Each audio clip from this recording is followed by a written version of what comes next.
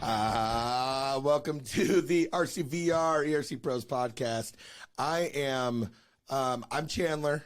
Sean today is going to be Ross. Sorry, that French theme song that starts this off with, it makes me feel like we're on the... Does that mean I'm Joey? You're Joey, yeah. And Jared Dyer's Rachel. Yep, that was one of the only few free songs that we had that we don't have to pay royalties on, so... All right, well, I still don't know if I like it or not, but... I dig it. Jared Dyer's producing. We were going to mix this up today. Joel, today's about you. We get it. But the fans want to get to know Jared Dyer. The fans, the questions have been pouring in, like, who is this guy? Is he single? What's his deal? What makes him tick?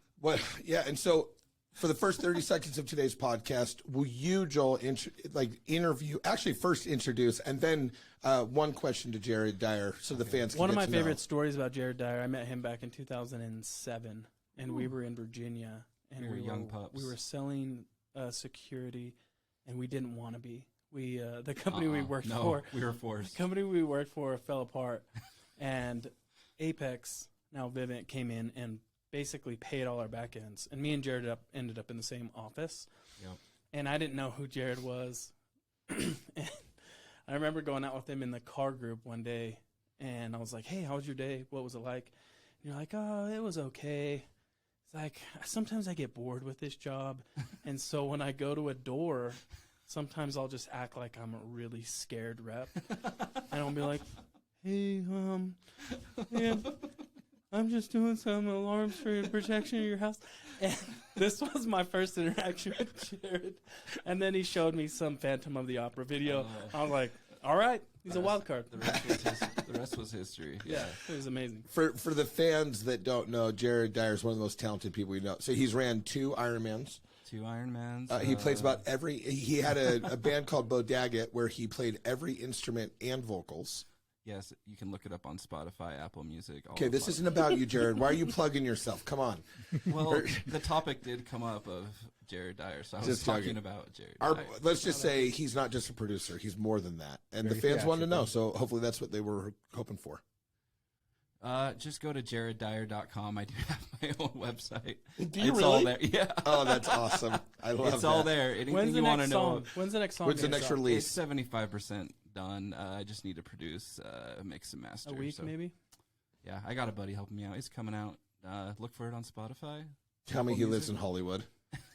I got a buddy in L.A. that's Tell me his nickname is It's Hollywood. really crappy punk rock from like 90s punk rock. So if that's you're a talented guy, Jared. But today's not about you. So let's just stop it right now because the topic in studio. So for those of you who are maybe new to this company, the mothership, the Clear Home started in the back in 2009, and it started in the satellite telecommunication world. And so Joel Carter was the first ever regional manager at Clear Home. So Paul and Casey started this company. Joel Carter was one of the first employees, and he was the first regional manager here. So he literally helped build this company from the ground up, and he's been just in this job for a long time. And so anytime you can pick the brain of somebody who's been doing it as long as you, and at the level that you've been doing it, it's a good thing.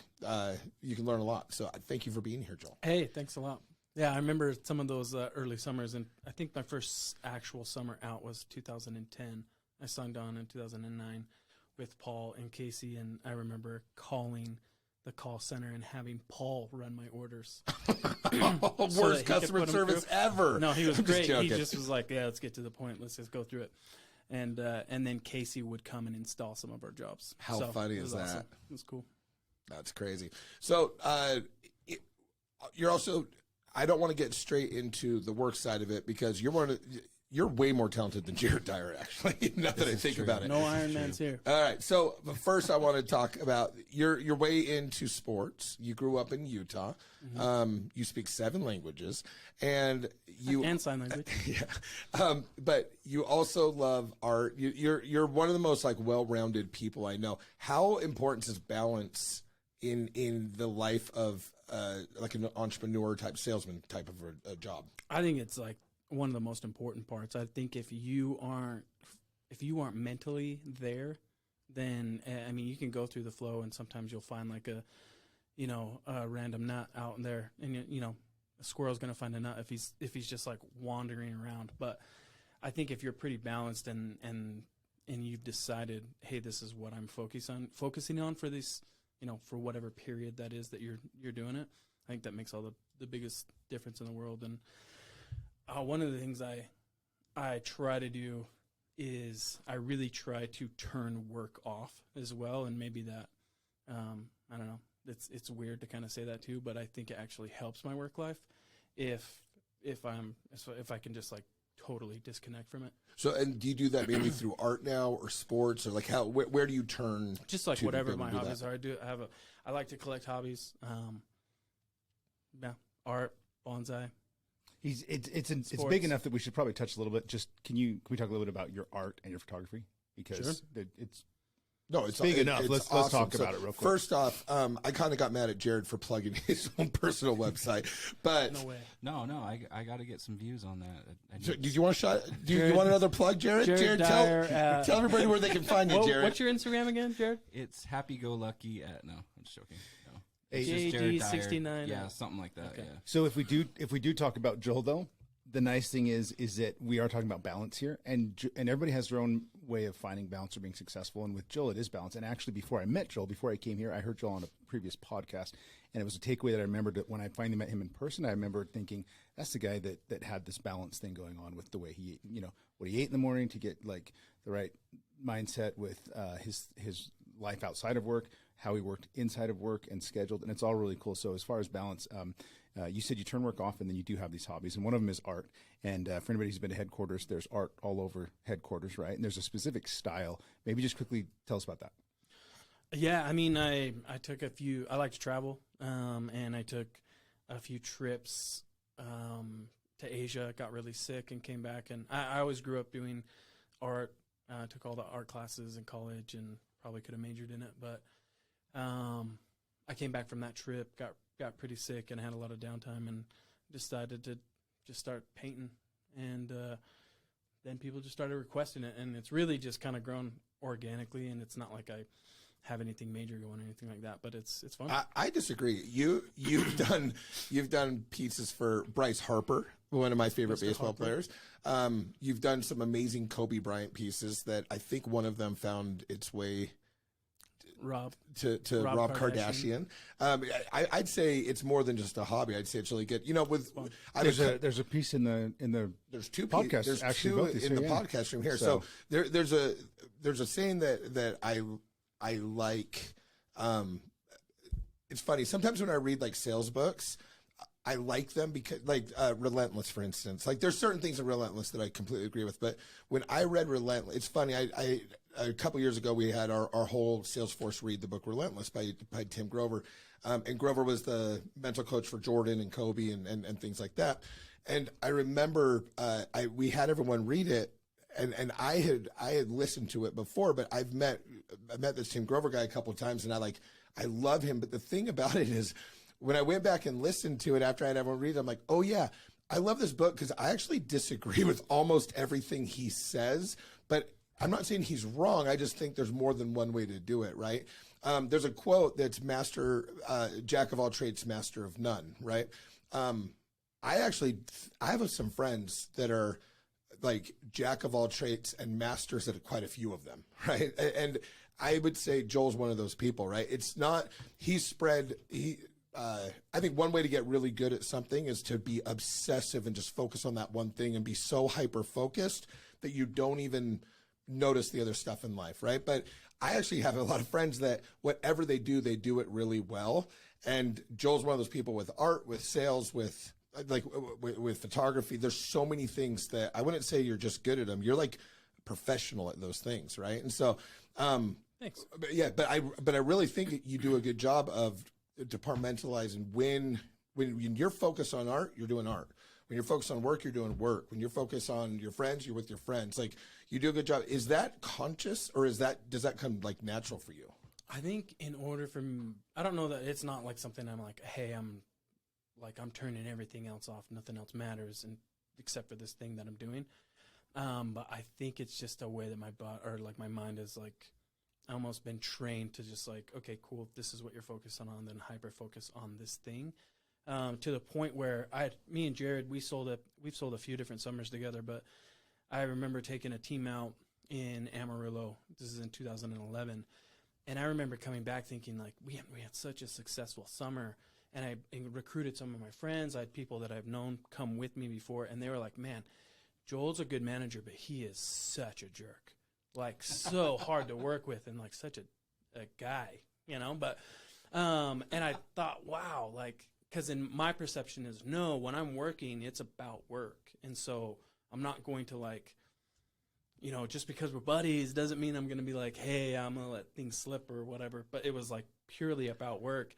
And I remember having a bunch of those reps come back to me later as they became managers and be like, dude, I didn't get it. I didn't get it until I became a manager. And it was like, oh, you have to like have this like certain kind of boundary and this certain kind of balance in order to survive mentally and be able to perform day in and day out. And I don't know. I'm not trying to be like a hole or anything like that when I'm out there, but it is just one of those things where it's like, if I'm focused on it, that's what I'm doing. So I call it the Carter effect. So your brother, Nick, one of my really good friends, I love him. And he's the same, right? Like whenever anyone asks me about you guys, I'm like, well, you'll know where you're at with them for sure, right? Like you guys don't sugarcoat anything. It's actually, you're two of my like most refreshing friends because I never have to wonder what you're thinking. You're going to let me know, right? I think as a manager, especially, and when you're leading people, there's so many times that we're so careful that sometimes we what we're trying to teach or what we're trying to change or hold accountable or things like that. Sometimes we're so careful about other people's feelings that we aren't actually helping them, right? And we sacrifice being helpful when really your job as a manager or your job as someone's leader is to help them and hold them accountable. And I tell people all the time, I'm like, well, do you want me to be your friend or do you want me to be your manager? And I ask them that because naturally I'm too nice and I know that and I'll sugarcoat things and I won't. But when I ask that question, like, no, we're already friends. Can you please be my manager? Then it's easier for me to have those real conversations, those hard conversations. The Carters are all so good at having those very direct conversations. It's so refreshing for me as a friend. And I've actually had time. Me and you'll get into it sometimes. Totally. 2 seconds later, we're right back good, where everyone else is like, oh, how are you and Joel doing? I'm like, oh, we're fine. Like that's our relationship. I like love that about you. Well, for me, I think it's like a disservice if I'm going to dance around something. If I'm trying, if the idea is to get from point A to point B, whether that's in the sale or whether that's with a rep or whatever the conflict or whatever the obstacle is, and so I don't want to take this road that goes all the way around just to get to point B. I would way rather save that time and I think, like I said, I'm doing them a disservice if I'm just going to dance around something, if I can just be upfront and just say, hey, this is what it is. And sometimes it comes off as like me being rude or like I don't like that person or whatever. And it's really, in my mind, I feel like it's the opposite, where I'm like, no, I would way rather, I'm so conscious of your time and let's get past this thing so that then we can move forward instead of it be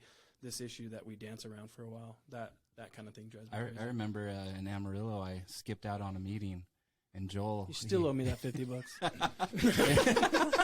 And there was a rule: if you don't let Joel know, you owe $50. So we call it the barbecue fund, where if you show up late or don't show up at all, you owe money towards this fund that pays for a barbecue at the end of the summer. And Joel, do you remember how mad I was about that? Oh yeah. And I was so mad too that you were mad. And Joel held me accountable, and I thought I paid that. Maybe you did. Not. I'm kidding. Okay. What a great skill though, because really you're tactful. Some people can choose to get bothered or whatever, but I know like you're just direct. You don't take cheap shots, because the difference is when somebody gets mad and then they start going outside of whatever the topic is. But when you're talking about what you're doing here about getting from point A to point B, you're staying on topic.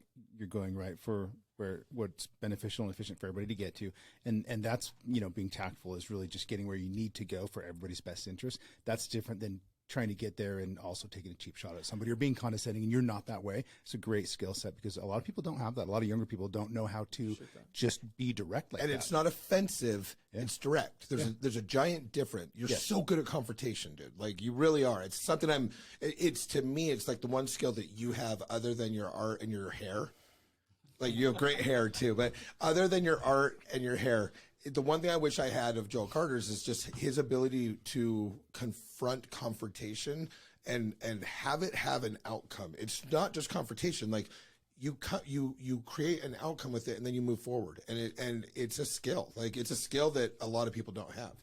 Yeah, I think just being in like the door-to-door industry and just direct sales, it seems like if I was to be as efficient as possible, I had to learn how to attack this obstacle in a way that is going to create value for that person, or at least show them that I'm creating value for them, without it being like this, like, hey, are you okay with that? Or I know this is something you might not want to do, or it might be a hard conversation, but I just figured that most people appreciate it and you're able to just be more efficient that way. Then I can't stand the, let's dance around this and whatever. That just is funny to me. From a little farther back, you're really just solving a problem, right? And the best way to solve a problem is just to solve it. Why take longer to solve a problem than you need to?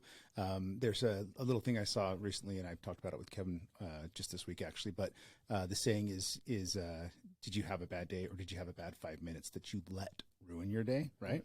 And if you're not willing to just solve a problem directly and get there and not take that long road around, then the quicker you can solve that problem and move on with your day. And so I see you as the kind of person that when something comes up, if you're able to be direct and solve it, that gives you more energy to focus back on work or whatever that is you need to do and just move forward. That's a really nice skill set.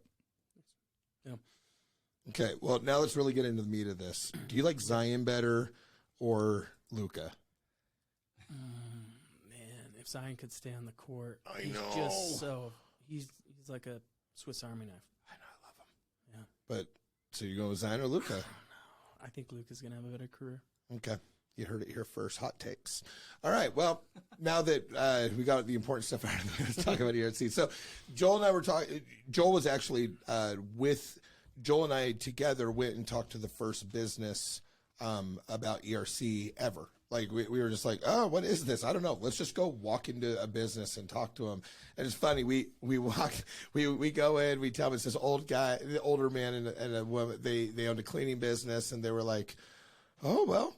Oh, this sounds great. They were like, well, what do we need to upload? And we're like, I don't know. Let's just read this. We had no idea. So we're like, 941s, and they're like, okay. And then just like on their own, like the next morning, they were just in our inbox. Like they upload. I was like, yeah, this upload thing's going to be easy. You know what I mean?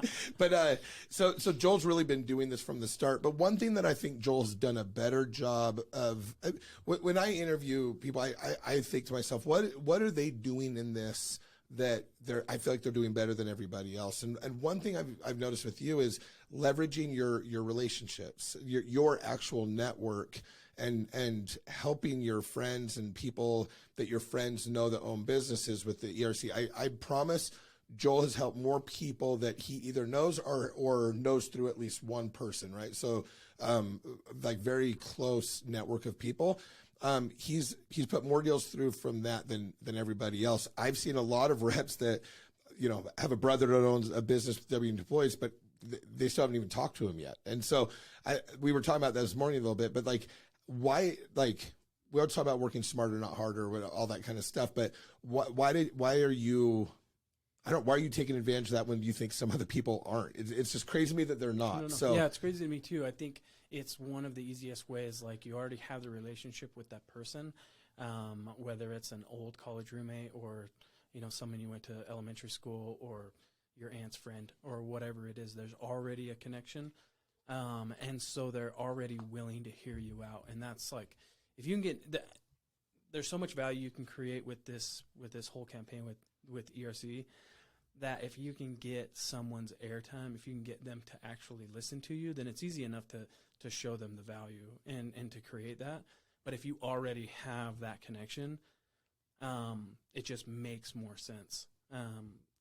I think all like my biggest deals have all come from, like, one of them was my college roommate that I forgot he owned a business. I reached out, his business failed. He called his buddy who had a massive business. And, you know, one of my best friends, financial planner, and I just reached out to him and said, hey, is there any way that you come off looking like an all-star to your clients?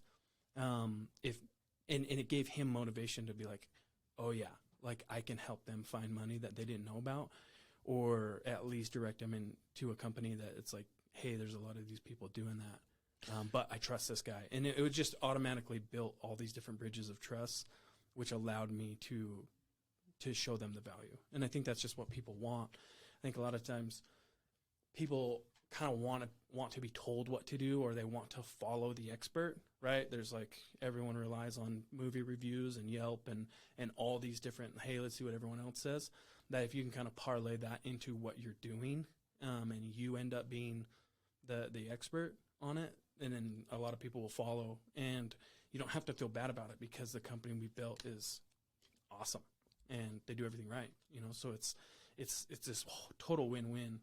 Yeah, I love that, because there's definitely, I mean, sales is sales, right? So there's a million things you can sell. There's some things that if I was selling them, I would feel so uncomfortable talking to my friends and family about it. Like if I was doing like a, multi-level marketing, or, if I was selling Kirby vacuums, for instance, and I actually love when I meet somebody who sells Kirby vacuums, because I personally think it's the hardest job. I think it's the hardest thing to sell on earth. And so when people sell it, I'm like, good for you, man. You can sell anything if you can sell a Kirby vacuum. I really think it's, and I know it's not the hardest, but to me, that would be a really hard thing to sell. I only like to sell things where I'm confident that when I leave, they aren't mad that I showed up. Right. So if I'm selling a Kirby vacuum and I'm a good enough salesman to you buy it, there will be a time probably in your life where you're like, man, I wish that guy never came to our house. And it might be as I'm leaving your house, right? The nice thing about ERC is it doesn't cost anything to do it. And then the upside is so huge that even if you don't qualify, dude, thank you for like seeing if you could help me. It didn't hurt me that I didn't qualify. At least I know I don't qualify, but there's no one that's mad that you brought this up to him, right? And so when it's something that there's only wins, it's only the only outcome can be a positive one. Worst case scenario, you just didn't qualify. That's okay. There's no negative there, right? So when you have something that there's no negative outcome, that's how you like make better friends. That's how your friends are giving you a bro hug and taking you on a trip to Vegas to say, thanks for helping me get $300,000 that I didn't know was out there for me. If I sold my buddy a Kirby vacuum, I doubt he's ever being like, dude, thank you so much. I just found out that everyone pays different prices for these vacuums. You actually charge me full price, but we're homies, or whatever, right? Like there's nothing uncomfortable can come from it. And so I think a great place to start if you're a new rep, once you can even talk about it, is go get on your Instagram.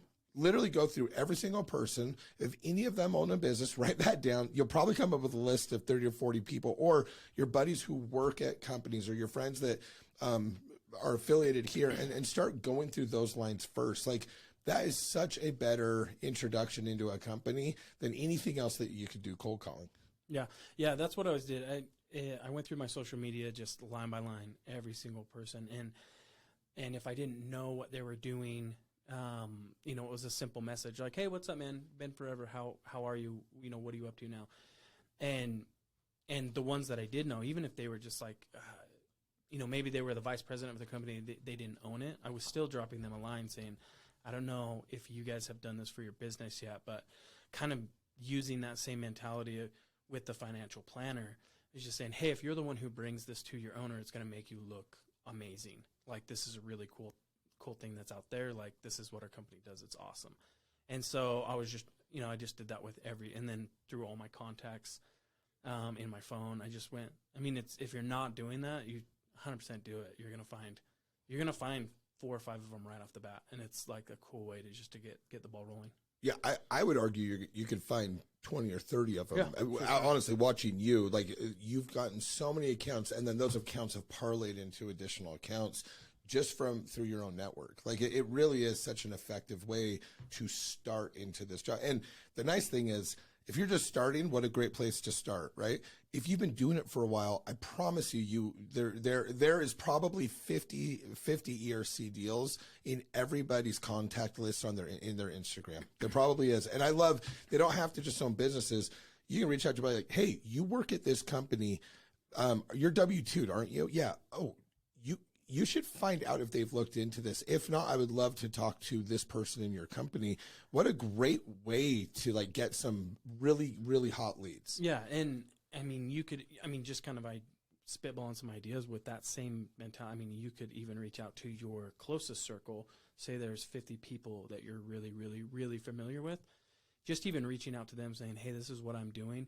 If any of you have relatives that are CPAs that have this kind of a firm, like I would love to be introduced to them. This is how we can help them. This is what we do. It would help me out too. And I think one thing that Kendall said in his it was a training he did about referrals a while back, and it was like a great training that everyone was like, wow, this is so amazing. The thing that he said that stuck out the most to me was he said, hey, this would really help me if you could give me a referral. Like, this is like, would be massive for me. It was not afraid to ask for something for himself. Because I think people genuinely, like, whenever they have a good interaction with someone, they're like, I would totally want to help that person out. And they asked. Like, it makes them want to be like, yeah, like, let me go find something for you. And I don't know, I love the way that he brought that up. It's really easy to do that with people you already know. So how did you acquire the skill of networking? Because we're talking about networking, right? And networking is a skill set that some people have and some people just don't understand. But when we think about conventions and all the different means that people have to network with each other, so it can be a really powerful tool, right? And you're obviously very good at it. Was there something that happened along your career, or was it just natural? Like, hey man, just made sense. I talk to people, I get there, or anything on networking? So I think for a while, I like to be the guy that helped other people. Yeah. Right? For whatever reason, it not like, oh, I'm this guy that like everyone comes to for answers, blah, blah, blah. No, it was like I like to be the guy who had a guy. You know what I mean? So like when I bought my house, I had it redone, but I didn't like go to any businesses and say, hey, I want to do this. It just I had people that did things. Yeah. And so I kind of had this like weird, I don't know if it was a reputation, or for a while they would be like, hey, if you need something done, ask Joel, he'll know somebody who does it. And I think it was just, I don't know, I just like to have, I just like to be nice to people. I think it's fun to have a fun life, and I think if you can have fun interactions with whoever you're talking to, then it's really easy to go back to that person when you're like, hey, I need to get some wood floors done. Yeah. Like, and kind of that same mentality just, I think, carries over. I think if you take a little bit of time and always just kind of check in on people, even if it's just a quick, hey, I know it's your birthday, whatever, happy birthday. Like, those kind of things go a long way, and it allows you to keep a little bit of a, in touch. And so I love that. So on these podcasts, this is episode 6 now. I don't know what episode we're on, but I always look for I look for themes, right? And a lot of people that we've had so far have had these principles that they live by, and then they're able to take those principles and apply them to their work structure because it's easy for them, right? It's a principle. It's how I live. You don't have to think about it, right? So networking has kind of become a principle for you where you just understand how it works, and you got a good heart. You like being connected with people. You like helping people, right? So the mindset is the important aspect there, because with Kendall, we talked about the importance of referrals. Huge for new reps that are trying to find out how to generate business. Networking just as important, can be, right? And so for anybody who struggles with it, just work on that mindset, right, of what you're doing. It's fun to connect with people. It's fun to find out what people do. The worst thing you can do is it doesn't go anywhere, just like if you don't qualify, right? The best thing can happen is you get a connection that you can use. So that's awesome. That's a really great takeaway. Like, I think just one thing that stuck with me way back in my first year going out and selling door to door is we had the company was really focused on culture, on building up these like people who are going to be kind of a force in their world and entrepreneurship and blah blah blah. And one thing they always hit on, was the hero versus victim mentality. That always stuck with me. And then also creating value. And it was like dollars follow value. Remember that, Jared, when they always talked about that? Was, hey, dollars follow value, dollars follow value. And it was something that I don't know, I guess I took it to heart or whatever, but it's a principle that I really believe. If you are creating value for whoever it is. Like, it's not necessarily dollars, but there is, that value is going to come back. I just believe that, and if it doesn't, it's like, it's fine. At least I'm putting out good vibes or, Nice.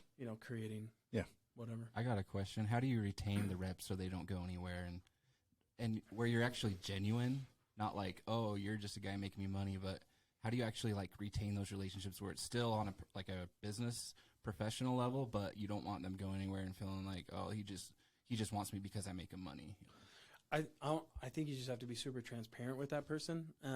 You set boundaries with them, but then also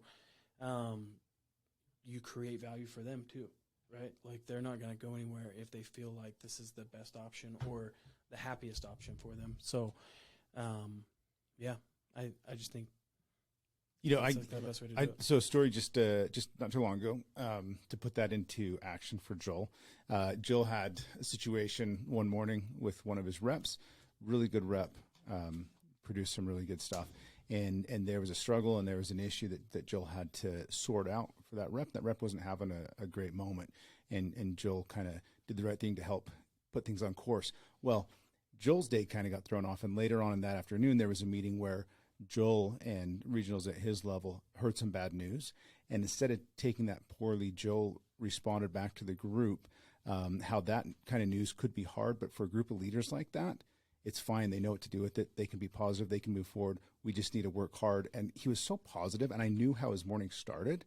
And so I realized that whatever he had shared with his rep that morning, he actually kind of believed and put it into play and then proved that a couple hours later at the end of the day. And so you're not asking your reps to do things that you don't understand or that you're not willing to do or to go through a mindset that you don't understand. And again, that's just being genuine and transparent, which you talked about, which I love because I've seen you put that into play literally in the same day, helping somebody struggle, then you having a struggle and still being positive, trying to lift people up.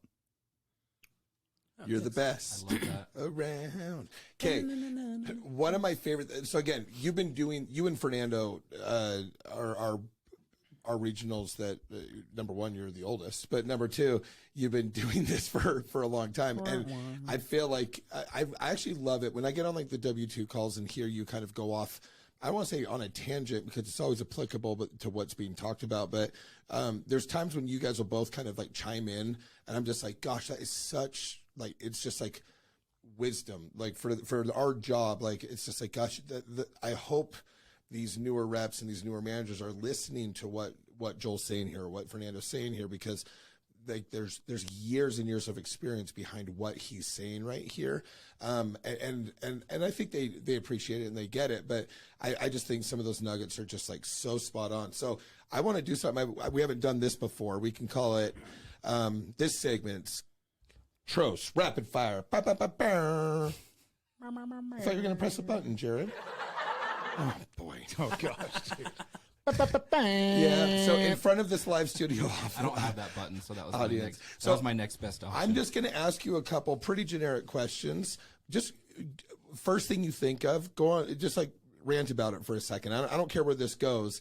I didn't tell Joel I was going to ask any of these questions. None of them are super hard, but first question: when you get to the 13th number of pi, what? I'm just joking. So first question: what makes a good rep? I think a good rep has a positive attitude and has a schedule. I think they have their goal in mind. And yeah, I think they are, a good rep is willing to just stick to what they commit to. So like if they set out and said, okay, this is what my day looks like, then, you know, if their goal is 4 accounts, say it's 2 accounts, and they have 2 accounts by 12, that doesn't matter. They've committed to the schedule. That's like part of their character, and then they just have a good attitude about it. And then also on the reverse side, I think it's really hard to have a good attitude when your day is really, really terrible. And so a rep who's still willing to keep the same schedule and attempt to have a good attitude, I think always finds success. So have a goal, have a plan, execute the plan, stay positive. I love it. Okay, next question. What makes a good leader?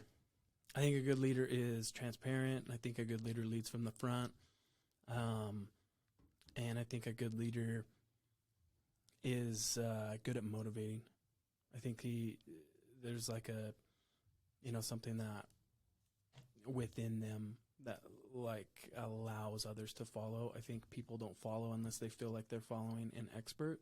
And I think in order to be an expert, you have to be the best. You have to be the most dialed in. You have to have the most answers or be able to find those answers. And so I think a good leader is just someone who you can rely on.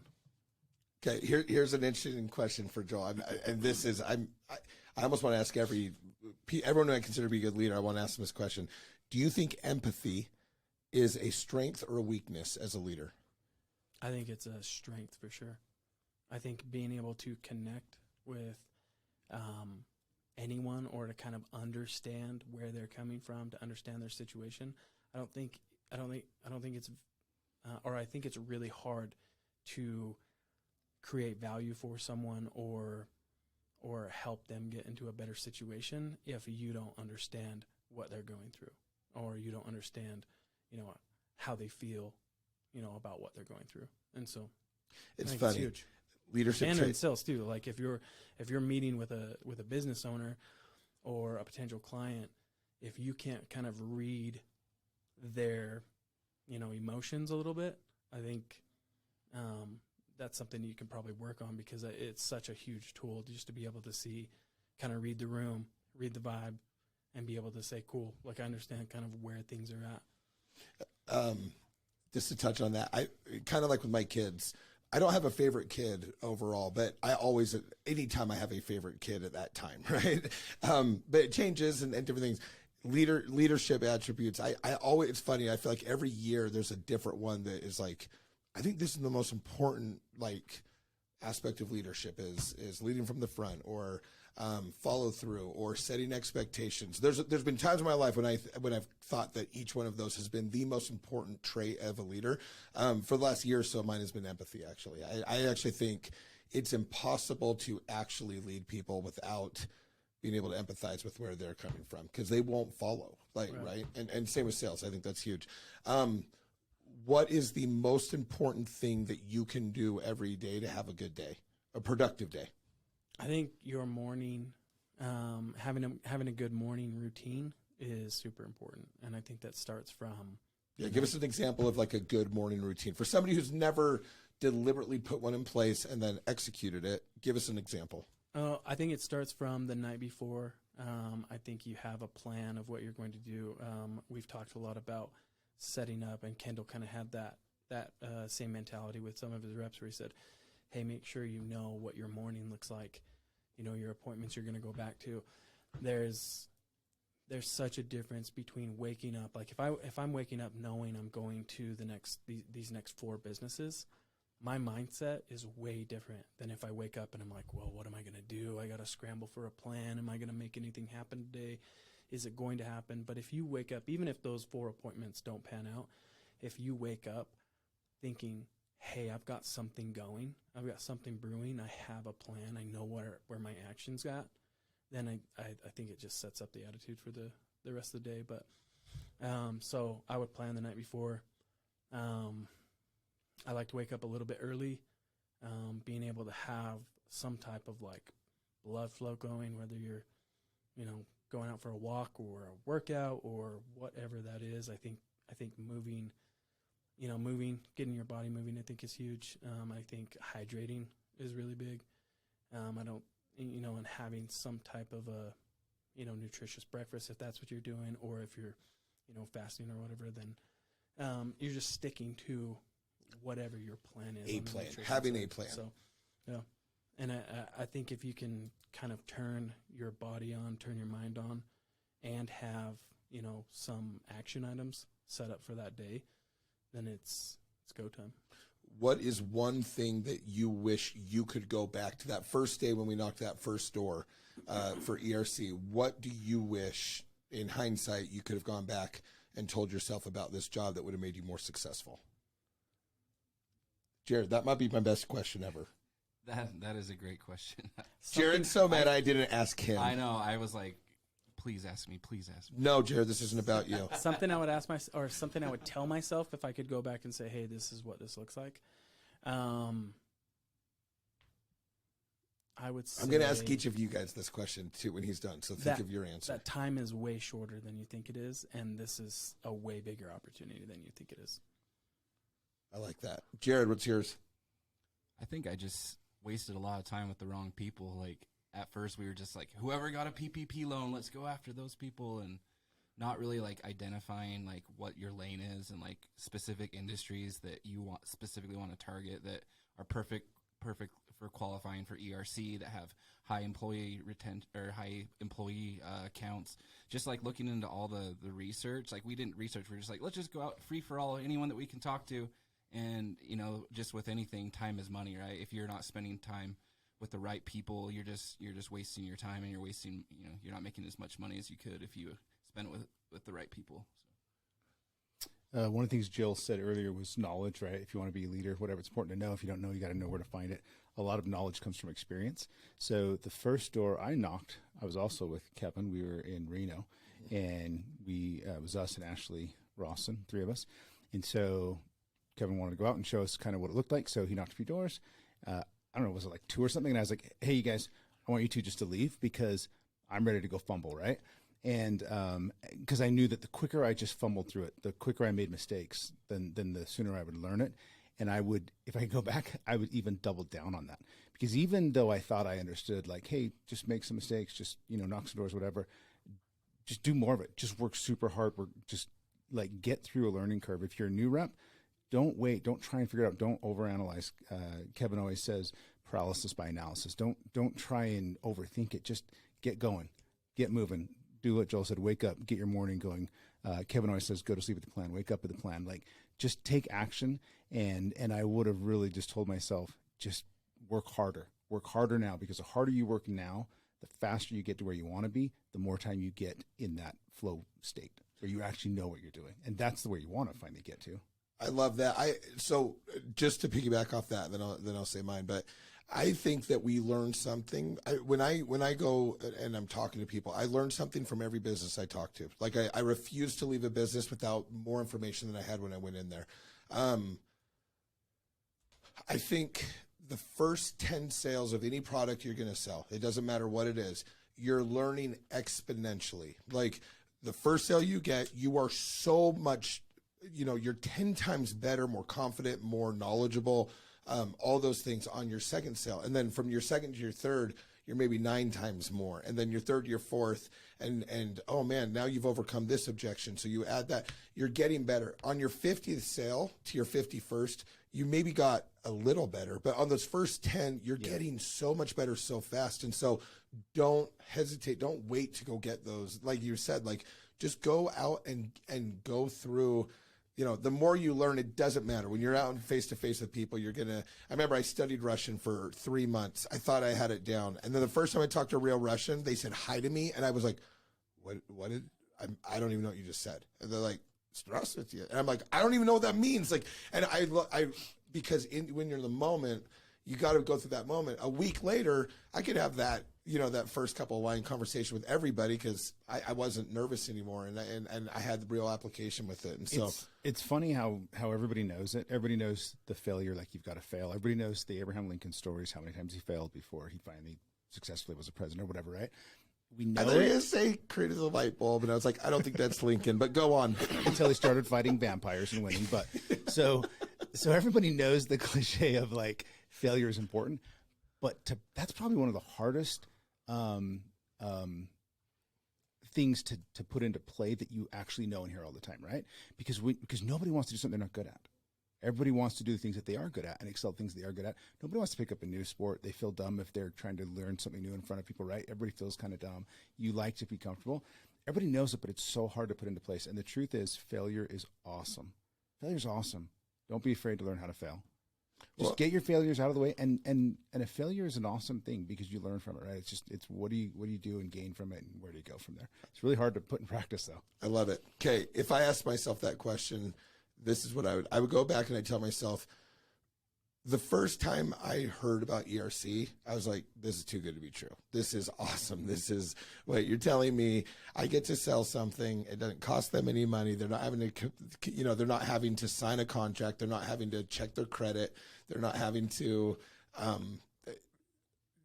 all it is it benefits them if they qualify for this, and it doesn't cost them anything to figure it out. I was like, I was so excited about it. I really think the first 20 sales that I did and the first probably 100 people that I recruited, it was just off my excitement. 100%, I was just so jacked about it that I think they were just like, oh man, if this kid's this excited, if this 42-year-old kid is this excited about it, then man, there must be something here. The longer you're around something, the more you take it for granted. I wish I could go back and say, hey, remember how excited you are today, because in 6 months, you're going to know way more about it, and it's going to be just as good. Figure out how to keep that excitement level on that same level, because it's still, the more you do it and the more it's actually going to become a better opportunity, because you guys are going to build things around it. Stay excited. And I think that's how it goes with a lot of things. Your first date, on your 30th date, it's hard to have that same excitement, but your relationship is so much better. You should probably be more excited, right? It's the same thing with this product, I think. So Can I change my answer? Nope. Wrap up, though. No. That's what I was going to say. So that's the kind of thing that we want reps to hear is what they can do and apply. But if we're talking time machine things, I would have told myself, hey, stop knocking doors, get in your car, drive to California. There's a man named Travis Slade. Go find that guy right now and get a 3 months head start. So grateful that we got to where we are. Yeah, no, for real. Yeah, I mean, in hindsight, where we started and where we are now and what we've built on the back end of this and everything.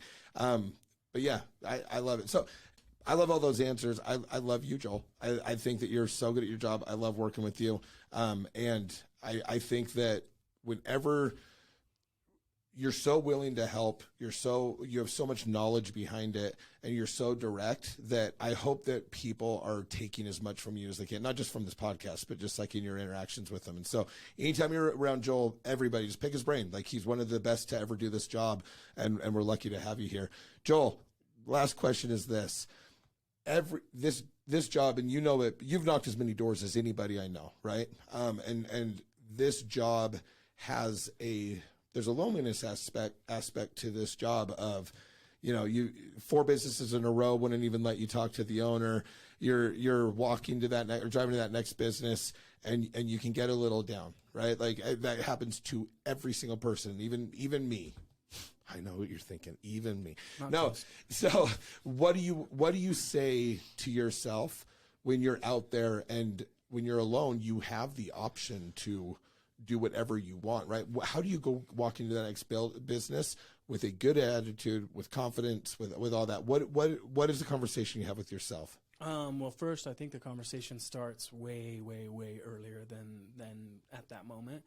You've kind of already identified that is probably going to happen, that there are going to be days or moments where you're like, man, this sucks. How do I get out of this funk? I like to break down my day in certain periods. So I'll say, cool, for these next 2 hours, my goal is this. And then I work for those 2 hours, no matter what, to hit that goal. And at the end of that 2 hours, say I exceeded that goal, it doesn't matter, right? For the next 2 hours, on to the next goal. This is what my goal is. On to the next 2 hours segment. And it's made kind of that mental game a whole lot easier to manage, because you don't have to look at this daunting. Oh, we've got another 18 months of this. Where am I going to find my next one? What am I going to do? It's no, okay, tomorrow I'm going to get this one thing done, and you get it done. And maybe you put in 5 applications, you have a great day. You have to forget about that. And maybe you didn't put anything in. Maybe you put 0 accounts in, and maybe it was a terrible day. You just have to forget about that period of time and then move forward to the next one. And I feel like if you can break that down, it's a lot easier to manage kind of where you're at and be able to hit your goals. Love it. Joel, love you, man. As I mentioned earlier, I remembered first podcast and just hearing you and thinking that's a balanced guy, And I love that it's been probably years since that. And I do love that we're back to a place where you are a balanced person. You mentioned again, nutrition, hydration, friendships, having a plan, work, whatever it is. It's so interesting. When you say that, I spent so much time worrying about, hey, am I going to hit this number? Am I going to hit this number? Am I going to do this, blah, blah, blah, blah, blah, or whatever, that I realized I wasn't actually taking care of myself. And it was actually that Amarillo summer, halfway through that summer, I thought, if I'm going to put in 8 accounts every single day, like my afternoons have to be dynamite. Yeah. So my afternoons, like I can sell anything if I'm hyped, if I'm feel hydrated, if I have energy. And I read this Harvard study that just talked about not managing necessarily your skills, but managing your energy. Yeah. It's just like Kevin was saying at the beginning, he recruited all these people and he did all these accounts purely based off of energy. And if you can really harness that energy and create, some good mental clarity, it's huge. Yeah. Like, you know what it's like going into a meeting if you're like tired and you're just like, all right, man, like, let's just like go through the motions and get through it. You're not going to get a lot done. But if you have high energy, if you're kind of like in that zone, Yeah. then things click. And then they talk about like flow state and they talk about like all those things. I think it's way underutilized. Yeah. And I think if you can get your mentals right and kind of have that can be your motivation.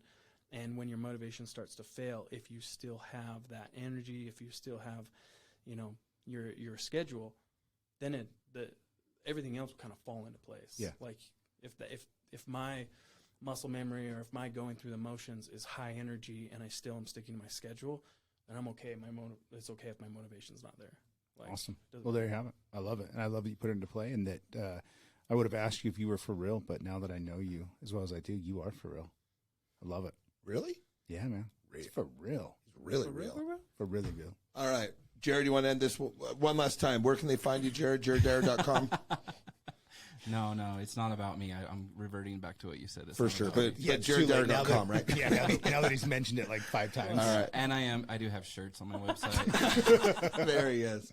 All right. Joel, thanks for coming on. Yeah, thanks, guys.